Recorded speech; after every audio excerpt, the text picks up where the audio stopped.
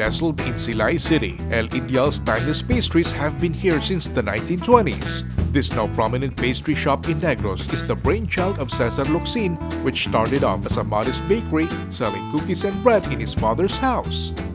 I am so proud to present to you this fabulous little shop, El Ideal, almost 100 years of culinary history, deeply rooted in the Negrense flavor culture. And I'm here with my good friend Mark, fourth generation entrepreneur of this wonderful place. Mark, kamusta ka, amigo? Okay, good. Okay, good, okay, good. Payong adlaw sa tanan. First of all, I would like to thank you and your family for joining us and presenting this wonderful shop that has brought this old world treats, old school recipes to our current generation. If without you guys, without your careful preservation of this food, we would probably never get to experience what it was like to eat way back 1920. Mark, kamusta? Tell us something. Tell us about how this place started. Well, it started before in the circa of 1920s by my great-grandfather, Cesar Locsin. So he started out as a small bakery.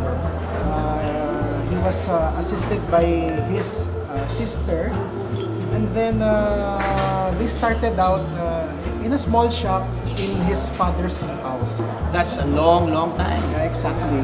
So it's almost 90 years, more or less. Almost. It's maybe in just a few years you're gonna be having your centennial anniversary. Yeah, exactly. Wow, it's amazing. It's amazing, and the ingredients from back then are still the same, right? The same time-tested Actually, recipes. the time-tested recipes are still there, although some ingredients has evolved. Some were phased out, but we are finding ways to come up with a better or good substitute for each ingredient that it's been phased out in the market. With their sought-after fresh lumpia, pañadas, and of course, the delightful marriage between caramel and crust, the señoritas. It is no surprise that this historic pastry shop is still standing strong, as recipes were being passed on to generation after generation. Contributions to the menu have been made, like the birth of a one-of-a-kind guapo pie. How about your pastry shop, this bakery? You use a lot of sugar, right? Yes. I remember that there was a huge crash in the sugar industry way back in the 1980s. How did you guys manage that also? Well, of course, since we have people working for us, we also try to find ways how to survive. Closing shop is not an answer to the poverty, but instead, it's our own little way of what they call diversification. Okay. So when the sugar prices struck, so sugar prices were down, well, our family started planting guavas as alternative crops. So this guava was later turned into guapol pie.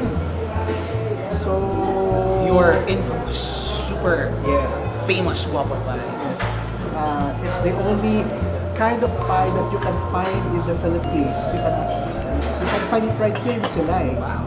Mark, thank you so much for sharing all of this. So what's good about this place is that you keep things original, you keep it unique and authentic. Yes. You give the visitors to Silay a very true taste of Silay culture, and you also support other local industries because Yes. you invite people to visit Silay. Keep it small, keep it genuine, keep it within the family.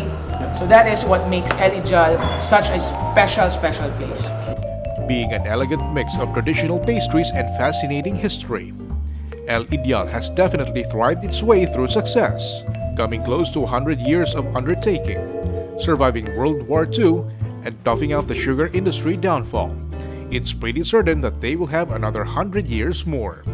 With their shelves stacked with goods made with love for family and history, this classic pastry shop will never cease to be an adored novelty. One more pastry shop to go before we end this episode with a sugar rush. Project Negros will be right back.